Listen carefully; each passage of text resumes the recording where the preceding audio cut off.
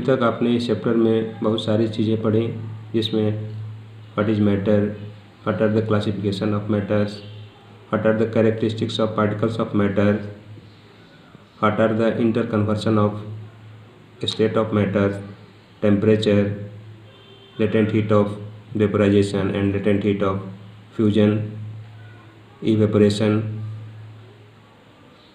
इसके अलावे आप दो important term plasma and BEC के बारे में हम आपको बताएंगे, जो स्टेट ऑफ मैटर के क्लासिफिकेशन में ही आते हैं।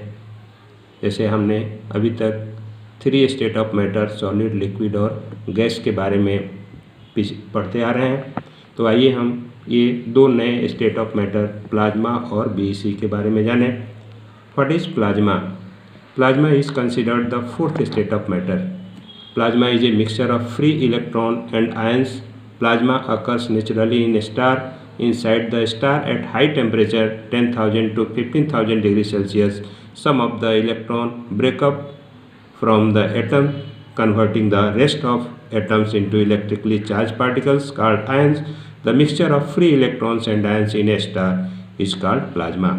आइए आपको हम समझा दे रहे हैं कि प्लाज्मा है क्या।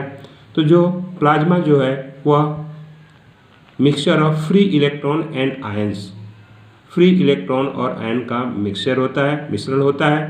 अब आप फ्री इलेक्ट्रॉन क्या है, तो एटम्स जो होते हैं उनके अंदर इलेक्ट्रॉन्स होते हैं, और इलेक्ट्रॉन आयन के रूप में भी होते हैं और एटम्स के रूप में भी होते हैं। यानी फ्री इलेक्ट्रॉन्स और आयंस दोनों का जो मिक्सचर होता है वही प्लाज्मा कहलाता है।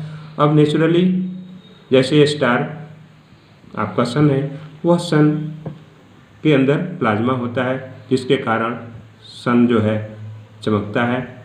यानी inside the star at high temperature, यानी जब टेम्परेचर उसके अंदर ज़्यादा हो जाता है 10,000 से 15,000 डिग्री सेल्सियस तक, तो वह जो एटम्स होते हैं उनके बीच वो इलेक्ट्रॉन के रूप में ब्रेकअप होते हैं, और वही रेस्ट एटम्स जो होते हैं वो इलेक्ट्रिकली चार्ज पार्टिकल्स में कन्वर्ट होते हैं, जिसको आयंस कहा जाता है। तो ये mixture of free electron and ions in A star is called plasma.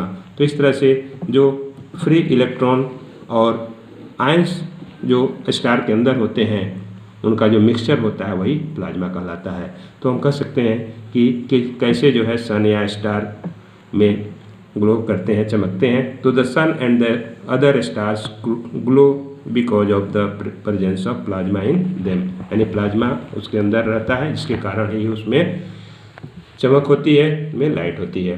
अब plasma can also be made on the earth by passing electricity through gases at very low pressure taken in a glass tube, discharge tube, जैसे fluorescent tube and neon gas bulb glow due to plasma. तो हम पृथ्वी पे भी बहुत सारे examples देखते हैं।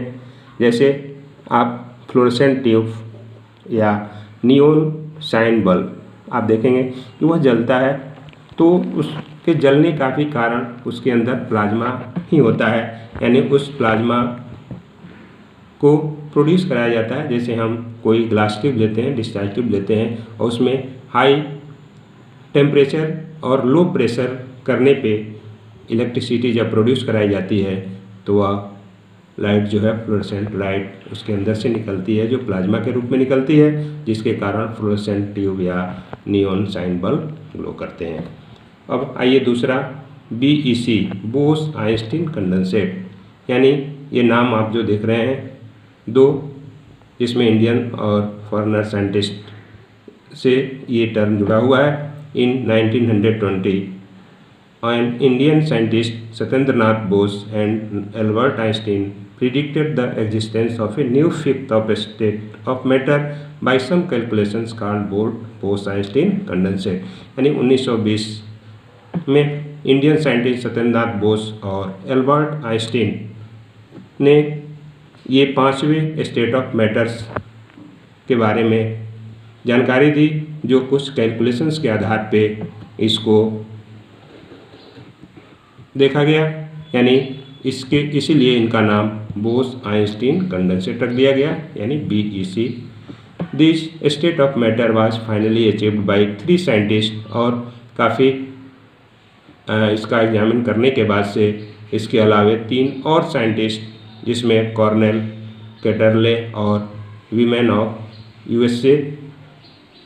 USA इन तीनों साइंटिस्टों का योगदान रहा। और फाइनली उन्होंने देखा कि अगर किसी गैस को हम एक्सट्रीमली बहुत टेम्परेचर कम करते जाएं और डेंसिटी उसका लो कर दें, तो उस कंडीशंस में वह गैस जो है कन्वर्ट होकर के और एक नए रूप में स्टेट ऑफ मैटर्स के रूप में बदल जाता है, जिसका नाम BEC रखा गया।